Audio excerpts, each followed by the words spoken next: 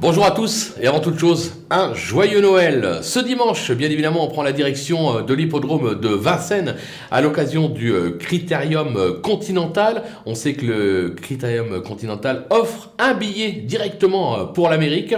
Ça va être serré, il y a du lot, 2100 mètres, un départ à l'autostar, 9 par ligne, des Français, Françaises, des étrangers et des étrangères. Il va falloir être inspiré, mais on va essayer de faire au mieux pour ces fêtes avec quelques bases, je pense, en béton.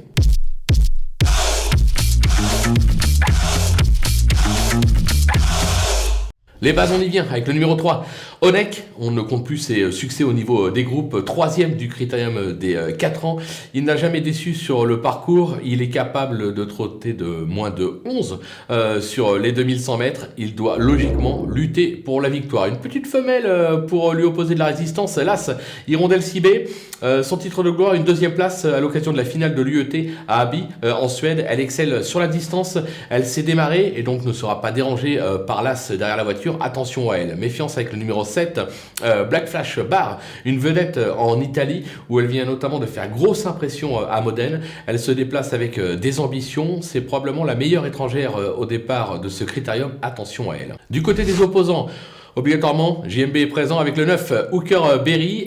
Quelle fin de course dernièrement dans le Octave Douanel. JMB a entretenu la condition du cheval depuis, avec un bon parcours parce qu'il a besoin de se faire ramener. Il est capable de finir très vite et de finir même beaucoup plus vite que les autres. Donc attention, le numéro 4, BPB, qui fait partie des meilleurs 4 ans italiens et qui vient même de devancer Black Flash Bar à Modène. Le parcours va lui plaire, ne le sous-estimez pas. Le numéro 8, Blef Dipa, déjà 20 courses à son actif pour 11 victoires et 9 accessites, soit 100% de réussite.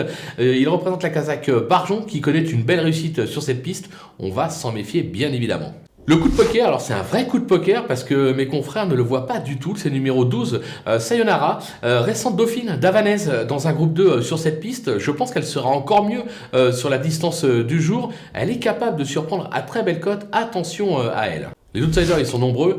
Avec le 2, justement, Havanaise, on vient d'en parler, au top. Elle reste sur pas moins de 3 succès dans un groupe 2 sur les l'hippodrome de Vincennes. Alors moi, je la préfère sur un petit peu plus long, raison pour laquelle je l'ai mis un petit peu plus bas. Mais attention, elle est euphorique actuellement, difficile de l'éliminer. Numéro 5, El Gaffel. Leader de sa génération à 2 et 3 ans, il a depuis connu des fortunes diverses. Il vient de repointer le bout de son nez dans le Octave Douanel.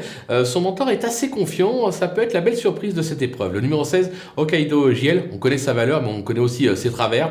Il aurait été probablement plus à son affaire sur plus long. Maintenant, c'est un cheval qui est souvent très malheureux. On change de pilote. Alexandre Abrivard a été appelé en renfort. Il est en grande forme actuellement. En valeur intrinsèque, attention à lui quand même. Le numéro 14, Bubble F, qui s'est placé au niveau groupe 1 en Italie et en Suède. Il vient de se classer 4e sur ce parcours, mais en partant devant. Là, il s'élance en seconde ligne. C'est plus compliqué, raison pour laquelle je le mets plus bas dans ma sélection. Le numéro 15, Eliade du Goutier, c'est la meilleure 4 ans de l'entraînement Garato. Elle compte déjà 3 succès sur ce parcours, mais elle va devoir se surpasser, notamment face au mâle.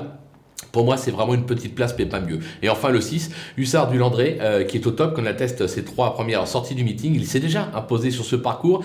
Moi, je pense qu'il est un petit peu en dessous, notamment par rapport à son chrono, raison pour laquelle je le garde, mais en bout de piste. Les délaissés, on prend des risques obligatoirement, c'est un critérium, donc c'est que des cracks au départ. Avec le 10, Ben Gurion Jet, cette année, il affiche 8 victoires en 11 sorties. Il a brillé en Italie et en Suède. Il s'est déjà placé à Vincennes, mais sur la grande et petite piste. Là, c'est pas tout à fait le même tracé.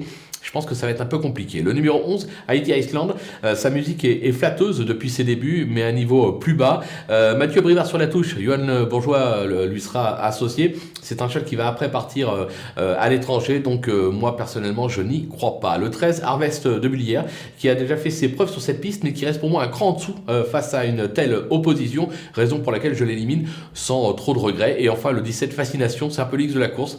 Ses meilleurs titres ont été acquis en Suède. Elle manque encore de repères sur cette piste. On va dire qu'elle passe un test. Elle pourrait s'y révéler. Moi, j'ai fait le choix de ne pas la garder. Maintenant, si vraiment vous avez la place, vous pouvez toujours la glisser. Il y aura une grosse cote à l'arrivée, mais avec les Dubois, attention. Voilà, on a fait le tour de cette superbe épreuve. Ne l'oubliez pas, celui ou celle qui va s'imposer aura son billet pour l'Amérique. On se quitte avec ma sélection et mes conseils de jeu. À vous de jouer.